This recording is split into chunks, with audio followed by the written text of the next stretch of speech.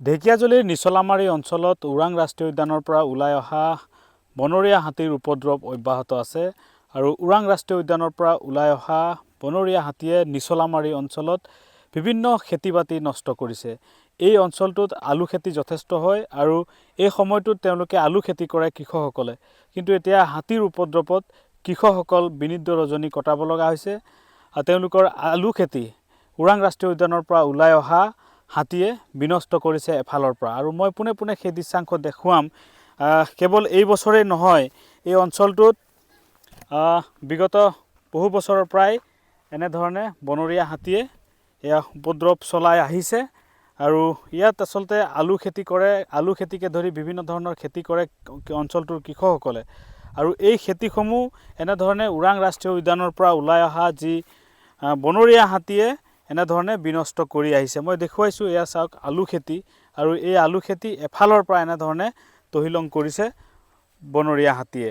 কিন্তু ইয়াত আচলতে তেওঁলোকে বাৰম্বাৰ ওৰাং ৰাষ্ট্ৰীয় উদ্যান কৰ্তৃপক্ষ বা স্থানীয় বন বিভাগক এই সন্দৰ্ভত অৱগত কৰাৰ পিছতো আজি কুপতি সুফল লাভ কৰা নাই। এই সমস্যাটো কেৱল এই বছৰ নহয়, দীৰ্ঘদিনীয়া সমস্যা এই অঞ্চলটোত বনৰীয়া হাতীৰ যি সমস্যা। ওৰাং ৰাষ্ট্ৰীয় উদ্যানৰ দাঁতিকাষৰীয়া এই অঞ্চলটোত এনেধৰণে হাতীৰ উপদ্ৰৱত এই অঞ্চলটোৰ কৃষক ৰাইজে ব্যাপক লোকচানৰ সন্মুখীন হ'ব লগা হয়, কাৰণ তেওঁলোকে বিভিন্ন কৃষি কাৰ্য কৰিয়ে জীৱন জীৱিকা অব্যাহত ৰাখিছে এই অঞ্চলটোৰ এইসকল কৃষকে।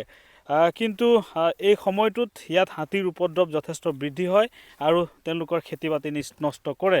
ইয়াত যিহেতু এই সময়টোত আলু খেতি যথেষ্ট কৰে, আলু খেতিও এতিয়া এনেধৰণে হাতীয়ে এফালৰ পৰা তহিলং কৰিছে। কি ক'ব?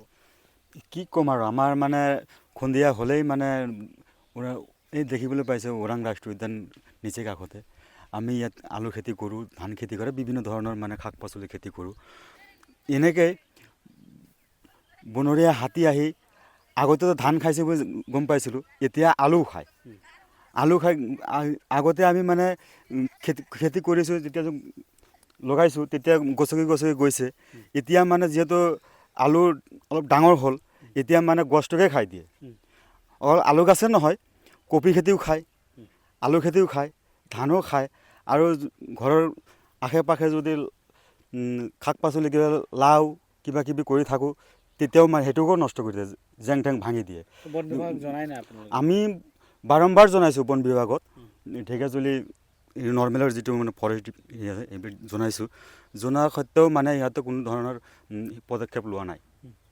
কিন্তু এই সমস্যাটো কেৱল এই বছৰৰ নহয়, এই বছৰ নহয়, আগৰ বিগত বছৰ পৰা আহি আছে, প্ৰত্যেক বছৰে হৈ আছে। কিন্তু সমাধান নাই পোৱা আমি।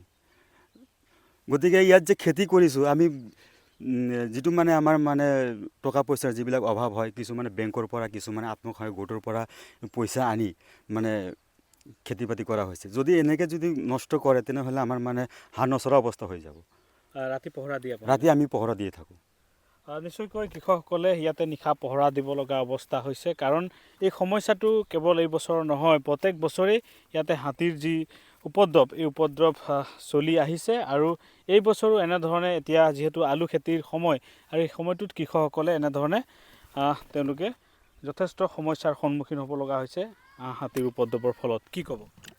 আমাৰ ধান খেতি আছে আৰু ধান খেতি অলপ চলপ কৰোঁ আৰু সেইটোৱে। হাতী পহৰা দি আছে? হাতী পহৰা দি আছোঁ ৰাতি। ক'ৰ পৰা ওলাই আহে হাতী? এই জংঘলৰ পৰা আহে, ওৰাং ৰিজাৰ্ভৰ পৰা। কেইটা আহে হাতী? 3টা 2টা 4টা আহে, 5টা লৈ আহি থাকে হাতী। আহি পেলাই খেতি নষ্ট কৰে। নিশ্চয়কৈ এনেধৰণে কৃষকসকলে সেই কথা প্ৰকাশ কৰিছে আৰু বন বিভাগক এই সন্দৰ্ভত ব্যৱস্থা গ্ৰহণৰ বাবে তেওঁলোকে দাবী জনাইছে, কাৰণ নিশা হ'লেই তেওঁলোকে ইয়াতে হাতীৰ পহৰা দিব লগা হৈছে। আৰু এই ক্ষেত্ৰত স্থানীয় বন বিভাগ আৰু ওৰাং ৰাষ্ট্ৰীয় উদ্যান কৰ্তৃপক্ষক তেওঁলোকে সহায় বিচাৰিছে, যাতে তেওঁলোকে কৃষি কাৰ্য ভালদৰে কৰিব পাৰে।